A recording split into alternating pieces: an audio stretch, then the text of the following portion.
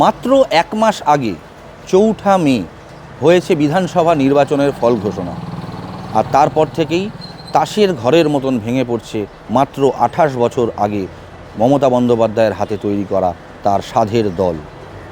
ইতিমধ্যেই পরিষদীয় দলের নেতৃত্ব হাতছাড়া হয়েছে মমতা বন্দ্যোপাধ্যায়, অভিষেক বন্দ্যোপাধ্যায়দের। যা খবর তাতে আর কয়েকদিনের মধ্যেই হাতছাড়া হতে চলেছে সংসদীয় দলও। এই পরিস্থিতিতে উঠছে প্রশ্ন, এবার তৃণমূল কংগ্রেসের নাম, প্রতীক এবং তার পরবর্তী ক্ষেত্রে তৃণমূল কংগ্রেসের নামে থাকা বিভিন্ন সম্পত্তির মালিকানা থাকবে কাদের হাতে।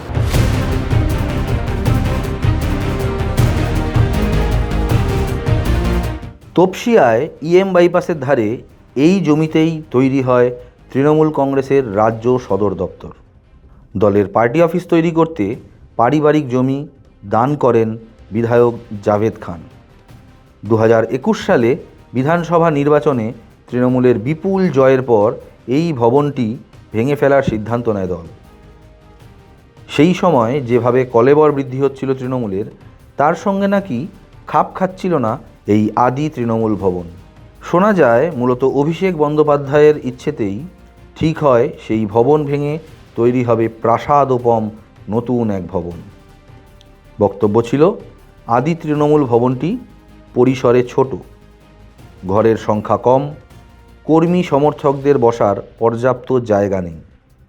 সেই মতো পুরনো বিল্ডিং ভেঙে ফেলা হয়। তখন থেকেই বাইপাসের ধারে মেট্রোপলিটনে একটি বিল্ডিং ভাড়া করে অস্থায়ীভাবে চলছিল তৃণমূল ভবনের কাজ। দলের হেডকোয়ার্টার তৈরি করার জন্যে এই জমি দান করেছিলেন কসবার বিধায়ক জাভেদ খান। এই জমিটির মালিক তার আত্মীয়রা। সময়ের সঙ্গে সঙ্গে এখানে তৈরি হয়ে ওঠে তৃণমূল ভবন। 2021 সালের নির্বাচনের ফল প্রকাশের পর অভিষেক বন্দ্যোপাধ্যায় সিদ্ধান্ত নেন এই ভবনটির সংস্কার করে তৈরি হবে বিশাল এই বিল্ডিং, যার ফলস্বরূপ শুরু হয় কাজ। তৃণমূল কংগ্রেসের রাজ্যপাট শিফট হয়ে যায় মেট্রোপলিটনের ধারের এক ভাড়া বাড়িতে। রাজ্যে পালাবদলের পর মেট্রোপলিটনের বর্তমান বিল্ডিংটির মালিক, যিনি আবার শহরের এক নামী ডেকোরেটিং সংস্থার কর্ণধার, সেই মন্টু সাহা এই বিল্ডিংটি অবিলম্বে খালি করে দিতে বলেন। তৃণমূল কংগ্রেসের তরফ থেকে তার কাছ থেকে 2 মাস সময় চেয়ে নেওয়া হয়েছে। এই অবস্থায় আদি তৃণমূল ভবনের সংস্কারের কাজ দ্রুততার সঙ্গে সেরে ফেলতে তৎপর হয়েছে তৃণমূল কংগ্রেস। স্বয়ং মমতা বন্দ্যোপাধ্যায়ই আদি ভবনে ফিরে যেতে চাইছেন বলেই সূত্রের খবর। 2021 ও 2026 এই দুটি বিধানসভা নির্বাচনের সঙ্গে অঙ্গাঙ্গিভাবে যেন জড়িয়ে আছে। আমার ঠিক পেছনেই যে তৃণমূল কংগ্রেস ভবনটি দেখতে পাচ্ছেন, এই ভবনের ইতিহাস 5 বছর আগে 2021 সালে বিধানসভা নির্বাচনের ঠিক পরই তপসিয়াতে তৃণমূল কংগ্রেসের যে আদি ভবন, সেই ভবন সংস্কারের কাজ শুরু হয় এবং তৃণমূল কংগ্রেসের যে হেডকোয়ার্টার তা হয়ে ওঠে এই বাড়িটি। আবার গত মাসে 2026 সালের বিধানসভা নির্বাচনের ফল প্রকাশের পর স্থানীয় কিছু বিজেপি কর্মী সমর্থক এসে চড়াও হন এই বাড়ির উপরে। অভিযোগ, এই বাড়িতে ভাঙচুরের চেষ্টা করা হয়, এমনকি লাগিয়ে দেওয়া হয় বিজেপির পতাকা, যার ফলস্বরূপ নিজের এই বাড়িটি বাঁচাতে এই ভবন তৃণমূলের থেকে ফেরত চান বাড়িটির মালিক, মডার্ন ডেকোরেটার্সের মালিক মন্টু সাহা। সংবাদ মাধ্যমকে তিনি জানিয়েছিলেন যে এই বাড়িটি আসলে তার, তিনি শুধুমাত্র তৃণমূল কংগ্রেসকে ব্যবহারের জন্য ভাড়া দিয়েছিলেন।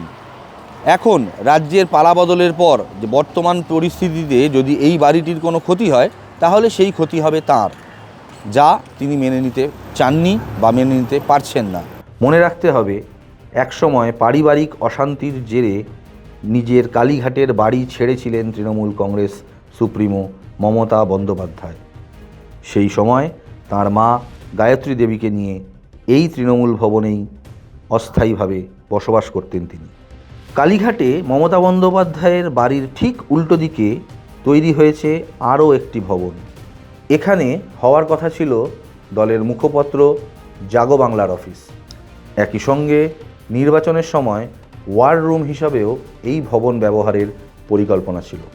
এই অবকাশে প্রশ্ন উঠছিল, জাভেদ খানের দান করা জমিতে তৈরি হওয়া এই ভবনটির মালিকানা আদৌ কি মমতা বন্দ্যোপাধ্যায়ের হাতে থাকবে, নাকি সেখানে তৈরি হবে নতুন যে তৃণমূল তাদের পার্টি অফিস?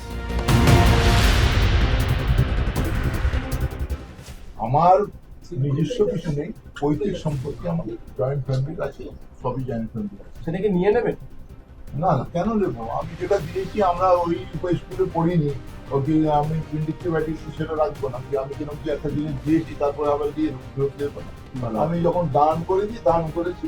এবার তারা কিরম যে সেটা কোনভাবে নেবে, আমাকে কিরম যে বলছে, কেউ বলছে কিরম যে অনেক সম্পত্তি কিরম যে বাঁচানোর জন্য করছে, আমার সম্পত্তি বাঁচানোর জন্য আমার ওদের কোনো পার্টির দরকার পড়ে না, আমি যথেষ্ট নিজে দেবো। আমরা আলোচনা করব, আমরা কোনো এককভাবে তো সিদ্ধান্ত নেওয়ার বিষয় নয়, এখানে তো আমাদের সবাই নেই, আমরা সবাই আলোচনা করে তারপর সিদ্ধান্ত নেব।